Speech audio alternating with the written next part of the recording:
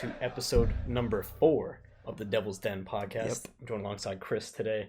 Chris, how you been feeling lately about United? It's been a interesting week or two, I'd say. There's been some ups and downs, but we move forward. In the FA Cup final, so that's good. Yeah. There's definitely some good things and some bad things going on. But Well, today we're going to be discussing that FA Cup final. yeah, Kind of boring FA Cup final, if you ask me. semifinal. Semifinal. I wish it was the final. FA Cup semifinal, where we won on penalties, and then we're going to be discussing the second half. Well, the whole game, but where it really went wrong was the second half against Tottenham last Thursday. Then we're also going to be discussing Alejandro Garnacho signing that new Good news. that new contract. Yeah. And then That's the last some thing great we're going to news. be talking about is the owner situation. Yeah. Which Yep. been We some need to get that news ramping sorted. up We need to lately. get it sorted. It went but quiet for a little bit, but It's back up. it's back up. It's back up. So let's start out with the FA Cup semifinal, though.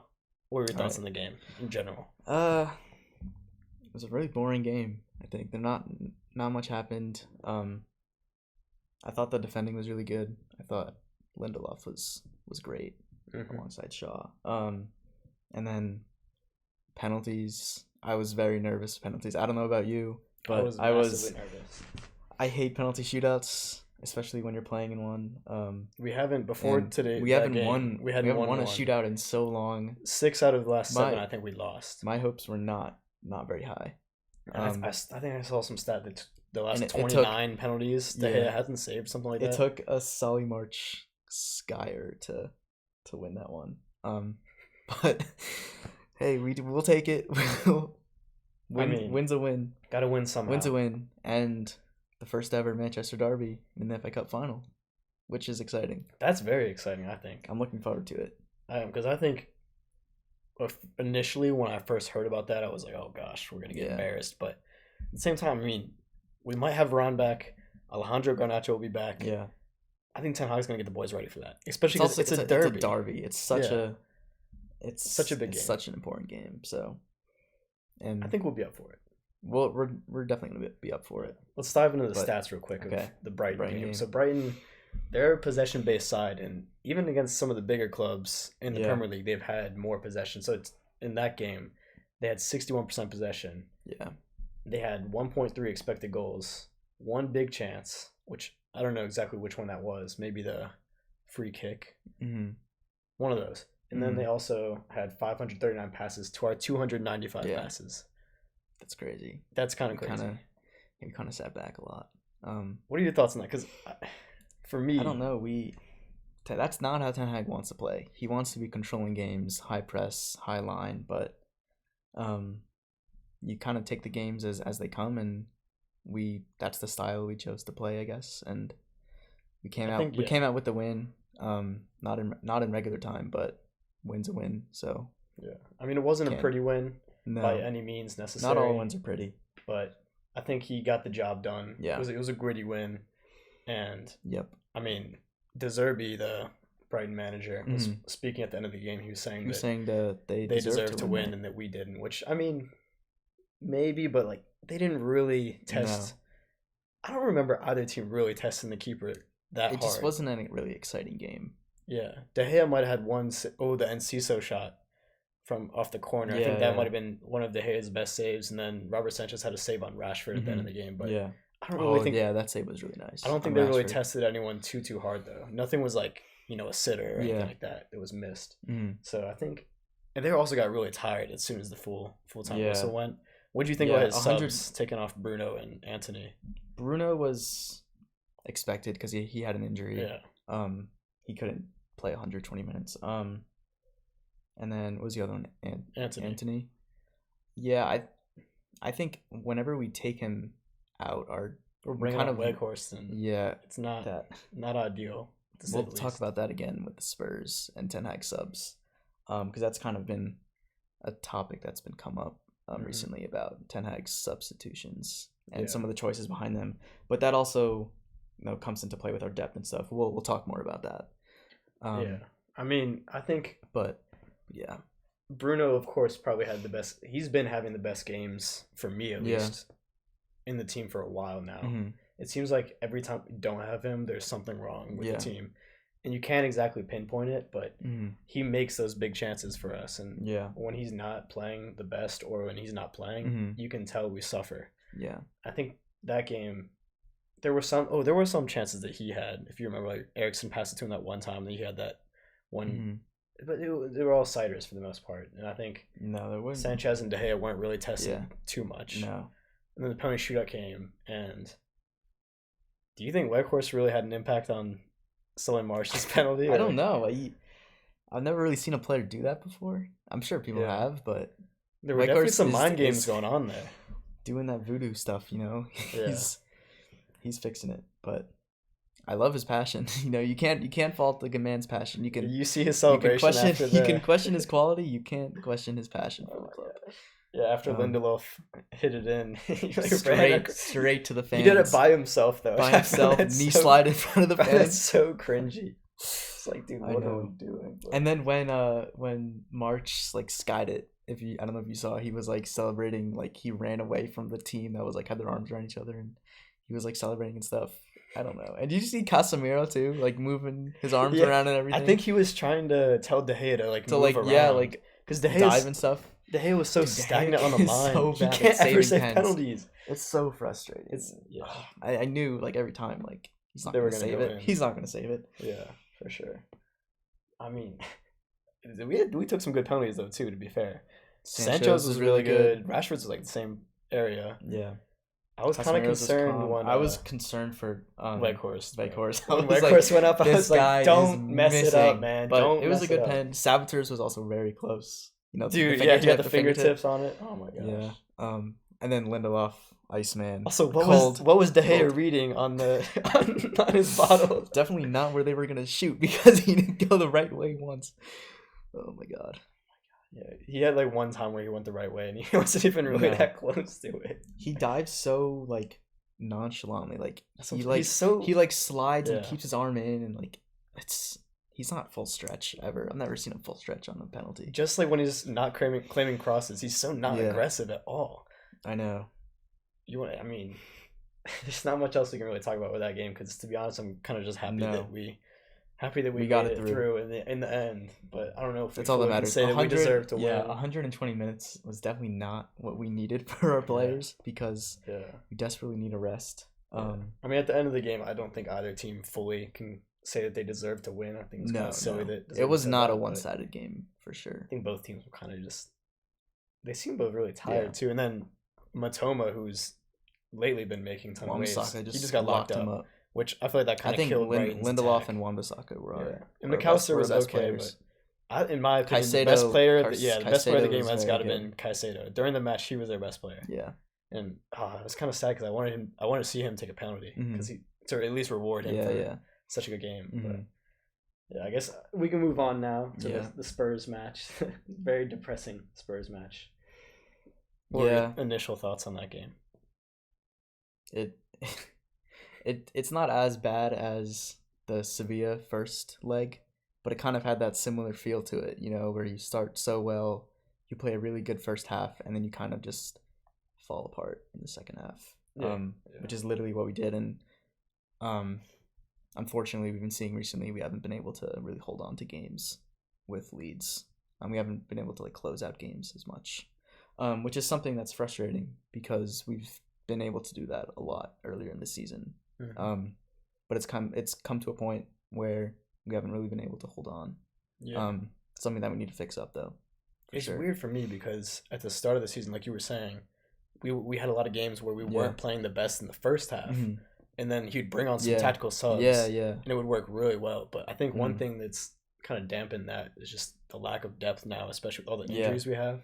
So I think about Ten Hag subs, they're not the best. I think like taking off Eriksson was a mistake on Thursday, because you know he's such a great, like he really controls the tempo of the game, and you know when he comes off, when Sancho comes off, like when Antony comes off, those are our possession players. Like they're very good in possession, and now we're left with really nothing to really control the games. Like Weghorst doesn't add that control to like the hold up or anything. But you can't blame Ten Hag for that, because those are his only options on the bench. We can't be playing these players 90 minutes like 3 times a week. It's like not good for their fitness and stuff, and they can't be playing 90 minutes every time. So once we get a better bench and we add some more quality players to every position, we'll be able to rest our players and bring on quality replacements, which we're not doing right now because we don't have the bench for it, but we will eventually. I think so too. Just piggybacking off that, I think that you could say, should have put on Sabitzer, should have put on this guy, should have, could have, would have, in every situation. But if you're not really in the moment, I feel like it's kind of hard to judge. A lot of people on Twitter lately have been saying, "Oh, he's been last couple of games, last month or so, he's been making really poor substitutions." But I mean, no Garnacho coming off the bench. He was a game changer when he come off the bench at the start of the season, especially against a tired legs like imagine playing against Rashford or Sancho for like 70, 80 minutes and then being tired and then having Garnacho come on. Exactly. And then also for me, Luke Shaw on the left, I like him at center back, to be honest. I think he actually plugs in pretty well there. And he's really physical, so I think he works there. But at the same time, going forward, I think we're missing out on him because Delo on the left side, I'm not completely opposed to it, but I just think Luke Shaw is just so much more dominant going off. Definitely. Delo's also a right-sided player. He's not the left side is not his natural side. And if you're talking about the Spurs game too, I think Delo and Wan-Bissaka got caught out a couple times. Definitely. Being either pretty high or too far inside. Because when they invert into the midfield, it leaves space in behind, and we kind of struggled with closing those spaces down because they sent a lot of balls over the top for Richarlison. Like Perisic got forward a lot. It was we're lucky that they were really poor with their finishing as well. Richarlison could have had a couple goals, just from being played over the top behind Wan-Bissaka. But that's kind of a risk we take when we tell our fullbacks to go into central midfield possession. I think they're still learning the system. Definitely, I think Delo is more comfortable in midfield. I think Wan-Bissaka is still adjusting. I think he'll get better though once he plays in that position more because he's never really done that before. Really moving inside and stuff. But I mean, even Trent for Liverpool's, he's been struggling to try and figure out the center mid role. Well, I guess inverted fullback role where he comes inside. So it's not something that they can just pick up right away super easily. So I think one thing too, if you look at the game, the stats, the possession was 60-40 in favor of United. So he had more possession which he wanted. We also had 518 passes to their 315. But I think that kind of in a way fed into Spurs game plan because to be honest, it was a pretty Antonio Conte performance for me because they sat back pretty deep and then they would just look for Kane to link up. The one chance they didn't was when we scored our second goal when they kind of countered against us and then we recountered again. And we sent the ball one ball over the top. We weren't really able to do that a lot throughout the game.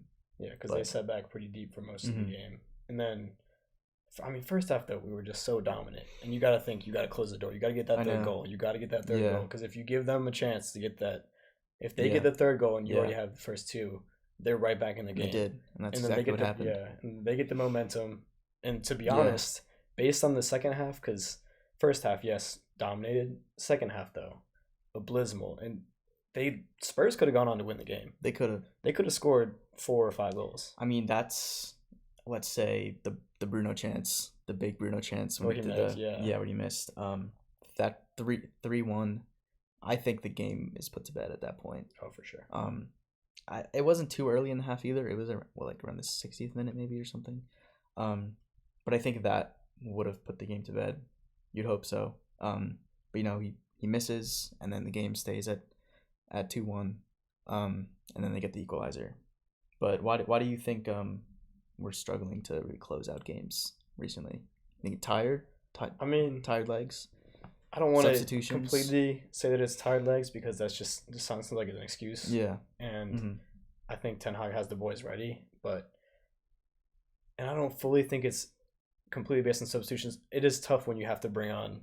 Yeah. I guess you don't have to bring on Whitehorse, but who do we have in the striker position to come on from Martial? Martial, he struggles to stay fit. Yeah. He struggles to stay. I know he didn't start this. He was also poor when he came on. He didn't start this match, but you can tell he just he doesn't ever have a full 90 or even full 60 probably in the tank for him. And then Sancho, I was kind of disappointed to see Sancho go off after 60 minutes because he did struggle the first 15 minutes of the second half. He didn't really get into the game as much as he was involved in the first half. He definitely could have stayed on. But I think Sancho sometimes he has to sort of build his way into a half or build his way into a game. Mm-hmm. It's like sometimes he'll just have patchy moments where he'll kind of be either just passing back all the time and being really conservative with the ball, which is fine sometimes too, because you got to be able to keep possessions. Like sometimes Anthony, we might get pissed off because Anthony is going to go forward and make a run. He doesn't pass his man, he just passes it back. But Ten Hag kind of wants them to play possession based and not always lose the ball. I think they're still battling with the transition from not being possessional based to being possessional based, and then I do find it interesting though, because if you look at the Brighton team, De Zerbi came in this year after Potter went to Chelsea, and he's got them playing like beautiful possession-based football. Yeah, because they had way more possession than us, way more passes, and they dominate most of the games in terms of possession. And then they don't have to play as much defense, which I think could be helpful for us because it's tough when you have to have a fullback playing. I mean, I think Luke Shaw plugs in there pretty well, but we don't have a commanding presence right now as center back. And I like as much as I like Lindelof, I don't think he puts in horrible performances. I don't think he's as commanding as someone like Alessandro Martinez. Well, not many are as commanding as Alessandro, but I do like Lindelof. I think anytime he's called upon, he does a good job, and I think him and Shaw did do well together. I think we know Lindelof's not the paciest player, but Luke Shaw has a very strong recovery pace. So anytime they did send balls over the top, which they did a lot, because they were sitting back, Shaw was able to keep up with their attackers. And there was one play, I think they sent the ball over, but I don't think he got turned, but someone got past him, and Son maybe, but he caught up quick. And he made a very good tackle. Yeah. Yeah, I remember that. Son thought he got tackled there, or he got fouled there, but he wasn't really fouled there because it wasn't too much contact. It is surprising how comfortable Shaw looks at center back. I think he's definitely better at left back, but he really slots in well. He does slot in well. I'm surprised I've never seen. It's good versatility. Way better than Maguire. Anyone's way better than Maguire. Yeah. I'd even put Weghorst in there over Maguire. Yeah. I don't know if I. Do you think Maguire being injured is the reason he wasn't in the squad? I don't know, man. Because he was suspended on the weekend for Brighton. I think there's a lot going on behind the scenes. You saw some of those. Did rumors. You see the tweet, the quotes from Marcos Rojo? Oh yeah. Where he was just disappointed that. He was saying that he asked Ole to play in the last season before he left. He was like, I want to play or I'm gonna leave this summer. Yeah. And then Ole was like, this is what Rojo said, that Ole wanted to play Maguire because of how much he costs and stuff. Yeah. So an English bias. Eric Bailly said something similar too. Yeah, I think there's some truth in that, but I mean Maguire's there's a lot of memes about him. But I still don't understand how Leicester robbed us that badly, man. It just till this day it haunts me.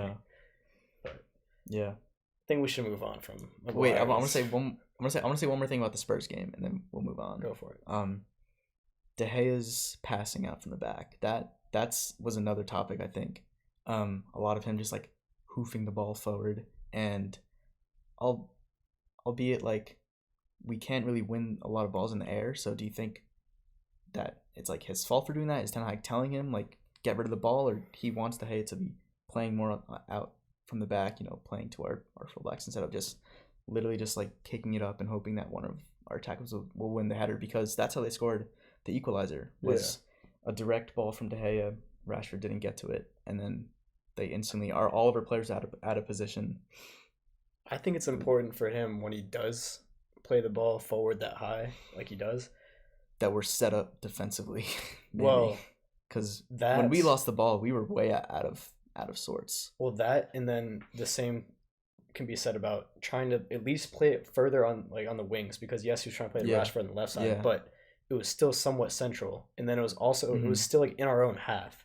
So I'd rather you kick the ball out it like the midfield wing then lose it there, because if you kick it out, they have a throw in, and that kind of slows the game down at least. Yeah. If they get a header, which they did, and it goes right to Kane, which it did, he turns, literally took 2 or 3 dribbles, and then boom, pings it into Son, easy goal, because we were all out of position. You have to make sure, when you're playing the ball up like that, knowing that we don't have a great chance of winning in the air, which I don't really think we should be doing in the first place. I do believe we should be playing out from the back.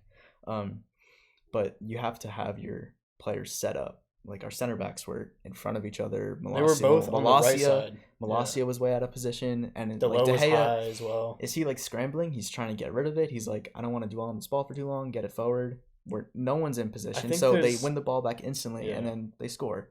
I think there's a lack of communication when it comes to Ten Hag he might be telling De Gea, look, if you don't feel like you have any other option, I get it. You can go ahead and hoove it, because we'd rather you do that than maybe get tackled by a striker or something and lose the ball. But at the same time, De Gea needs to have more awareness when he gets the ball and he has space and there's not someone. Because if you look at it, there wasn't really someone pressuring him that urgently at that time, and Malacia was an option, and especially with Malacia, because that's another thing with communication. If he's not talking to the fullbacks or the center backs, telling them where he wants them to be when De Gea has the ball as well, that's also an issue. Yeah. Because if, let's say, Shaw and Lindelof, like in that moment, they were both on the right side for some reason, on De Gea's right side. Yeah. For me at least, I would want them to be at the corners of the box. Yeah. So that then they could still come in defensively and cover if they need to, but at the same time, there's still options. Yeah. And then I would have the fullbacks go lower and wider. And they weren't. They were both kind of like, they were kind of at the corners of the box. Yeah, and they were higher. And then as soon as the ball gets headed to Kane, Tyrone Malacia is already out of the play because he's ahead of Kane and he's in bad position. Because he was already basically in midfield at that point. Yeah, he wasn't in his left. Delot was also fairly high and somewhat inside. So Son was past him already. So is that on Ten Hag for not telling his players to, when our keeper has the ball, get in your positions for when we want to play out? Or is De Gea getting the ball and saying, I don't want to play out, I want to get it forward, not caring if our players are in position or not? I think it's all speculation because right now. If you look at the game, there were so many times when De Gea hoofed it forward, we lost the header, and then they got possession back. Like, so he's literally just like passing it back to Spurs. At that point, I don't mind. You can play like that style. Obviously, I don't want to play like that, but we don't have the attackers to win those headers early. So it's frustrating every time we see that happen. Like, possession just gets overturned instantly. I think if you look at it though, it could be we're just speculating, so we don't know what's going on behind the scenes. But I think it's probably a mixture of both, because the defensive line doesn't really seem fully set, and Casemiro also, he wasn't really showing as an option at that point. Because I think one thing that helps goalkeepers is when the center backs are at the corners of the box, and then a CDM can come in, like a Partey or Rodri can come in and check. So I think it's probably a mixture of both. They're either both not prepared, or De Gea also isn't really aware of how much time he has to get rid of the ball, because he constantly just gets scared all the time, and he just hooks it forward. He doesn't really have any perception of how much time he has for the ball. So yeah, I mean, and we'll have to see if it improves for the rest of the season. But hopefully we get a new keeper in who's comfortable on the ball, and then we don't have to play like that anymore, because it's super frustrating when that happens. Well, let's talk about something a little bit more happy at the moment. So Alejandro Garnacho has reportedly signed a 5-year contract until 2028. What are your initial thoughts on that? I love it too. I think it's amazing news. I don't know, he's had a bunch of goals and assists for the season. I'm not sure exactly what the numbers are. But for his first season, first team, his breakout season, I think he's done very well. And we've seen him as impact sub, coming on the last 20 minutes, making an impact. And we've also seen him do really well as a starter. I think he is the perfect touchline winger that we've kind of been missing. He loves to play on the line and take on his man, and that's something that I think all United fans love to see young attacking players do. Completely agreed. I think he's one of those guys too where he's such an electric, fast player. Yeah. Whenever he scores, I remember most of his goals. He got that Fulham goal where he had that 1-2 with Eriksen, and that Real Sociedad goal, then the West Ham goal where he curled it Yeah. Was that EFL Cup game? And like toying with the Barca players too. And oh my gosh. in the Europa League, it was so flashy, has so much flair. I know. He's got an aura about him. And did you see his teeth too? Yes, his teeth. He's got that Ronaldo. He's got the Ronaldo teeth. He changed. Yeah, Ronaldo used to have those. Ronaldo regen. Ronaldo used to have those cleft teeth too, and then now they both got. It was time. It was always gonna happen. Up. That was always the first thing on his list. I think was fix my teeth. Yeah, I'm gonna read a quote from him after he signed the contract, just to talk about how happy he is, I guess, to stay with the club. He said, "When I joined this incredible club, I dreamt of achieving my debut, playing at Old Trafford, scoring my first goal, and winning trophies with this badge on my chest." I mean, he's already done all of those. He has. So he's already achieved some of his goals. But it's great to see him still saying, "I'm going to go ahead and sign that contract, lock me down until 2028." You know, maybe he'll go to Real Madrid after that. We don't know. It's all speculation, but I'm just glad we got him for at least another 4 or 5 years. I think he's an exciting player. It's very exciting, and I can't wait to see more of him. Yeah, he says... Very unfortunate with his injury, too, but... He says, "I'm relishing the future and can't wait to create more special memories with this group in front of our amazing supporters." Dude, I'm livid. I'm so excited about that. Like, he's going to be such a good talent for us. I think he could make a... He could try to get the first spot next year at left wing. I think he could be a starter. You think? I think he could. Sancho's going to have to put in more consistent performances. Because we're signing a new striker. Bro, I don't know, man. If we get a new striker, we'll have a wealth of options at attacking positions now. It's probably need 2 strikers, I think. If Martial and Weghorst leave. I mean, I thought Rashford played really well at center forward in this last match. I think his movement was really good. I think also he's a liability defensively. So when he plays left wing, he doesn't come back on defense as much as someone. No. Sancho, to be honest, I thought off the ball too, he had a really good game. I thought he was playing more defense. The one time he didn't really track back was their first goal when Porto scored. He kind of ran past him at that point. But I mean, Eriksen also didn't cover him, so you can't really blame him for that. But he's also Pedro came inside. Like Sancho doesn't have to really follow him the whole way. Yeah. But I thought he was more aggressive besides the point. So I think it was a bonus for sure. Yeah. But yeah, I mean Garnacho, I think he's at least, even if he isn't the starter next year, he can definitely test.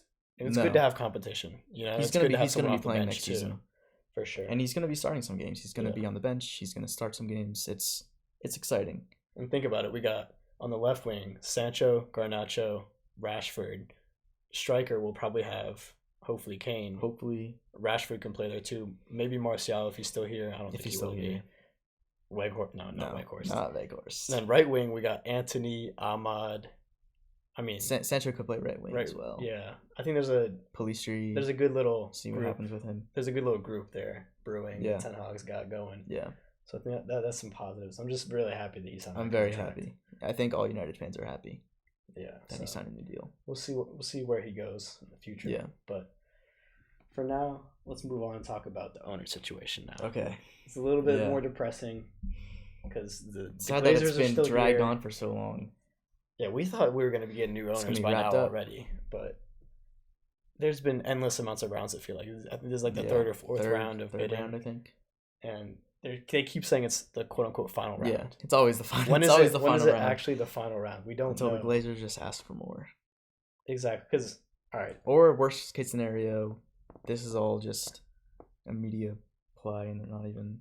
Well, because you see there's a lot of Twitter accounts out there that are just saying they're insiders and saying they're in the know about the situation, but no one really is fully in the know. No one is. So I'm gonna read a couple quotes from some people that I don't know whether they're fully trustworthy, but they've been posted on some of the bigger United accounts. A lot of contrasting reports. Oh, for sure. We'll see. So Jamie Jackson said Sir Jim Ratcliffe is thought of to want to acquire a little more than 50%, leaving Joel and Avram Glazer with 20% stake. Ratcliffe may have to borrow to complete that deal. And if that means that he has to borrow to complete half the offer, that's insane. Even more debt. That means that would add more debt. He's not going to clear the debt. He's going to add more debt, and the Glazers stay on with 20%. Like, come on. No way. That's terrible. And I heard that if they get the 20% stake still, the Glazers, they would have a spot on the board, which is just disgusting. So we don't want that. Take out their and if Sir Jim Ratcliffe is saying that he's trying to bring the fans' opinion back into the club, he's really not, because we don't want the Glazers. It's fine. He's putting the Manchester back in Manchester United. It's all good. I don't think he's restoring the club's morals and values. It's interesting though, because there was a contrasting report though from Ben Jacobs. Yeah. And he said Sir Jim Ratcliffe's Manchester United offer is for control. That part is non-negotiable. This means he won't entertain Joel and Avram Glazer retaining shares with Class B voting power. I don't know exactly what Class B voting power is. That's like an immediate. That's like such an opposing report. It is from the previous one. It's like just saying that he wants power. Where are these people getting their information from? Like, who's briefing these guys on this? Is the club just kind of trying to confuse everyone, or are they just like making up lies at this point? It all seems like a big scheme to try and just raise the price more. Yeah, because it's been going on for this long. Definitely. And all right, what's the deal with Qatar now? All right, well, with Qatar, we got some reports from Ben Jacobs.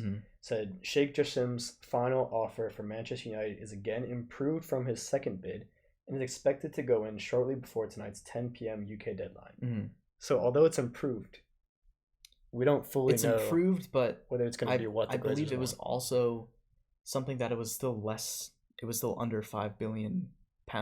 Yeah, which is apparently is what he offered in the first place. So how can it be improved but still be less than $5 billion? The first round, I thought he offered $4 billion, and then I think so. Jamie Jackson said on this, he said Sheikh Jassim bin Hamad Al Thani, is expected to lodge an improved third bid of less than £5 billion for Manchester United. The offer would be markedly less than the £6 billion valuation of the Glazers. Everyone is saying like a different thing. It's hard to navigate. It's like, what do you believe at this point? Like, do you take truth into like anything? Like, does it just create kind of like talk on social media and in the media and stuff? Like, I don't know. I don't like. Can you really believe any of that? Can you take any of that and say like, oh, this is gonna happen? Is there even a third round of bids going on? It's like we don't even fully know. You can't really know until it kind of happens. Yeah. I feel like there hasn't really been one reporter who's consistently been reliable and reported like what's been going on. Even everything's speculation. Fabrizio, who's normally in the know, hasn't even really been saying much about really it. Know much. And if he has been saying anything, it's usually just a regurgitation of someone else's. No, it's all speculation. No one really knows what's going on, and I just wish we could get it sorted. Dude, I'm just freaking tired of it. The only thing that tells me that it could actually happen is because the club actually came out with a statement saying that the Glazers were looking to in the process of selling, not for, they said minority control, like in the Man United official statement, they said that they were looking for like further investment in the club, which means like minority. Very frightening. But reports say they want a full sale. I've also seen reports that the Glazers see the club's value going up in the next decade and they want to stay on because they'll get richer. The problem with them staying though is there's going to be outrage. If they stay, the internet is going to explode and the fans are going to go crazy. Protesting is going to get out of hand. The only way to really get them out like on the spot would be to boycott Old Trafford and not go to games, which is not going to happen. Because you look at the size of Man United and the kind of fans it has. International fans. A lot of them are tourists. They're not really in the know really about the like ownership situation in the club. So they're not going to stop going to games because they want to go to games to I feel like the majority of the fan base that would know. Even if you're international, but we'd never be able to like not let's say you're not online and stuff. Even if it's an older supporter who's not online, you still got to know because you watch the games and you see the banners and all these different things. And you see reports on TV and stuff. Like, you got to know. But then there's always lines at the mega store and stuff. People are always buying stuff from the store and stuff. They're not going to stop giving money to the Glazers, and that's the reason they're still here. Yeah. I think, surefire ways to really make a dent is, like, don't go to Old Trafford. which is it's hard to not go to Old Trafford. Everyone wants to see the players play, but I don't think there's people are that. just gonna stop going. There's that, and then there's boycotting all the sponsors, because that's a big source of, income for the Glazers as well, which we kind of did see at around the time of the Super League. Some of our sponsors pulled out, like TeamViewer doesn't really want to be our shirt sponsor anymore. I think you just have to hit them in their pockets, and that's going to make them leave, because the more the club grows in valuation, the more they're going to make. It's just sad, though, because we got good trajectory with Ten Hag, and it seems like the team is going in the right way. And we just don't have football people in charge of running the football club. I mean, we've made some better decisions lately. But it's not going to change long term unless we have new people in charge. Like, we need people with an actual set of standards. Do you think there's even any remote possible chance that the Glazer could somehow win us back over? I don't think there's any. I think it's way too far gone. No, way too far gone. They went behind our backs with the Super League. They bought in with the club, and even when they came in, they took on so much debt, just because they wanted to get rich. And I think we need to get the sale process done soon, because the summer transfer window is coming up soon. We need our budget set. If Qatar comes in, that won't really be an issue, because we'll be able to spend really whatever we want. Play, though. Within that, of course. But I'm still hoping City get their butts whipped by. If Chelsea can spend $600 million, financial fair play does not exist. They went about it though, because they did the long contract. Yeah, and that was very in my opinion. Didn't Enzo Fernandez sign like an 8-year contract or something like that? Something crazy. Someone signed he already renewed it. Something weird, but it didn't make any sense to me. I don't know. I really hope we can figure it out soon. If supposedly this is the final round of bids, I don't know how long that would take to figure them out, or how long it would take to accept or reject these offers. Yeah. But if Jim Radcliffe wants the Glazers still on board, and he has to take more debt, I mean, what do you think is a better offer if you were the Glazers? For $5 billion full control from Qatar, or I don't care what the Glazers want, bro. Fuck them. Sorry, excuse my language, but I'm just so pissed with them. I know. They need to go. They're scum. They need to go. They're just horrible human beings who are only owning the club as a cash cow to make money, which they don't care about the fans one bit. No. At least Bowling cares about the fans. He's listening to them on their... He goes to their games. He goes to games. He listens to them on Twitter Spaces. Yeah. He asks them who we should buy, which probably shouldn't do. But at least he cares for them, somewhat. But look at Ryan Reynolds at Wrexham. They've won over their fans. Wonders, yeah. Dude, I wish, man. Yeah. To have owners. All right, well, let's just hope this sale process ends. Yeah, hopefully we'll have some good news to report soon, before the summer transfer window. We'll see about that, but yeah, if you guys are new to the channel, make sure you guys subscribe. Yeah. Comment what you guys think about Garnacho signing that new contract. Huge for us, in my opinion. Mm-hmm. Comment whether you think the Glazers sale is going to end soon. Please. Yes. Please. Hopefully. Subscribe to the channel, like the video. Y'all have a great rest of your day.